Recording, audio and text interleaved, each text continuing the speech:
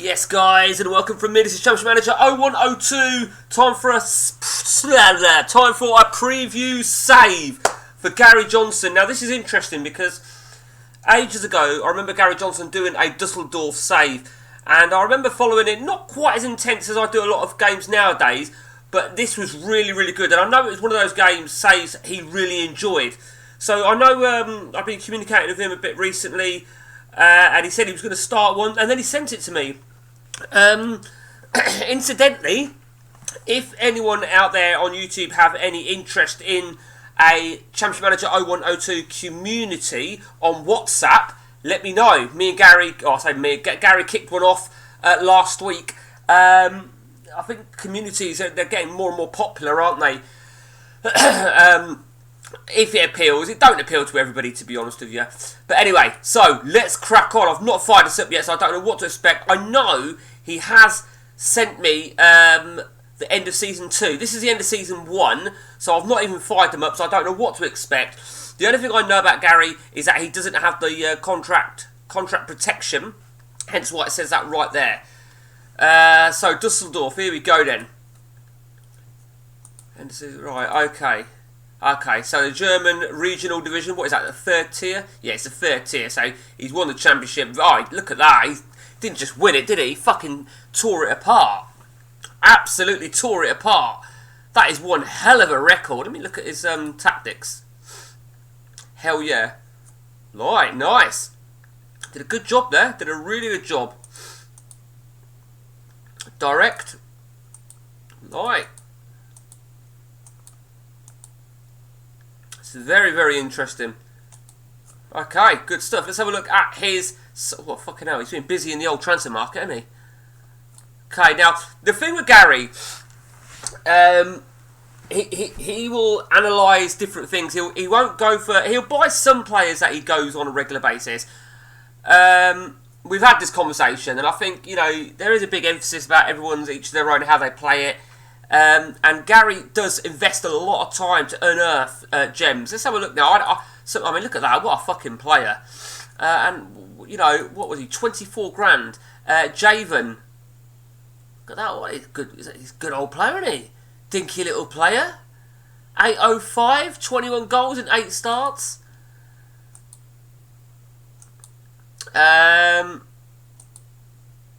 Tonino. Do you know what? When I see Tonino, right, I think of when I first started playing CMO 102, and I used to buy this Spanish forward left centre called Onasimo. He was about 32, 33, and he was the bollocks at lower league. That is another example there. I don't think he'll be with him much more than a season, though. Steve Halsham. Very, very familiar with him. Yeah, he's picked up some absolute stunners. Very few people are going to have had bad seasons. There's a solid goalkeeper, that is there. Absolutely solid. Surprised at that one there. I mean, I suppose he just had to work with whatever resources he had. 39 years of age. So I'm quite surprised in a sense. He could struggle to sell him, though. Now, that's an interesting one. Look at that. Look at that. Nicky Ferenko. What did he pay for Ferenko? 230 grand. Look how well he's done. 885, 34. 30. What an absolute remarkable season from Nicky Ferenko. Brian Roy. I remember Brian Roy. Forest, weren't he? Yeah, fuck me. Another quality player from Belarus. So you'll notice that there's not a lot of familiar players there. There's only like sort of Steve Halsham and Nicky Ferenko are the two main ones there. Let's have a look who his standout player was. He's got a few. Nicky Ferenko, the other Belarusian. Okay, how did he get on in the cup? Well, he didn't send. Alright, look, shock horror. He got knocked out to Bayern Munich. That was harsh. Look at that. Stefan Effenberg. Okay, so he lost to Bayern Munich. I know I was going to look at, actually. Let's just have a look.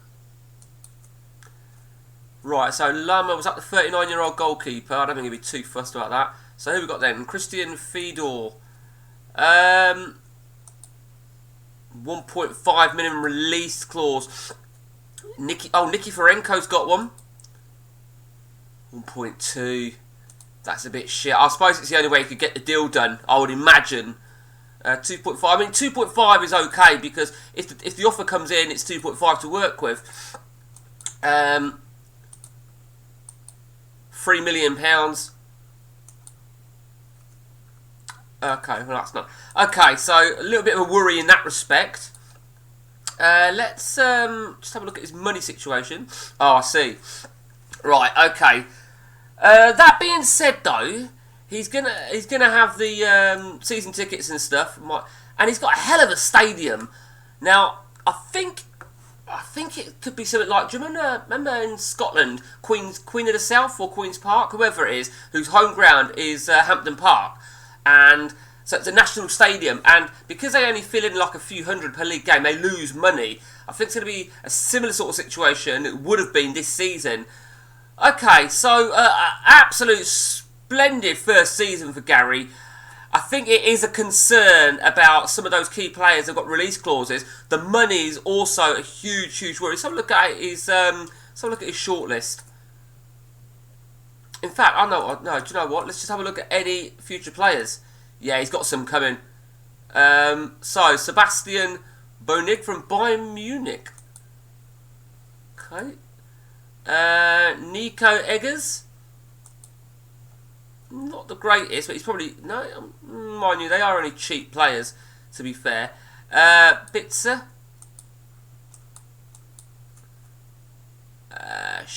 Shitu. How fitting. Oh, what am I talking about? He's going. Oh, is that who I think it is? Ivan Rusev. Is that the Rusev that I got? It can't be. It's not the Rusev I got in my head, is it? But what a fucking player! Look at that. He looks stunning. He looks absolutely brilliant, and you're getting him for a Bosman, so superb. Antonio Sanchez from Linares. Yeah. So he's got some. Is that a playable league? No, it's not. Let's talk about playable. Let's have a look at his playable leagues then, shall we? Brazil, right?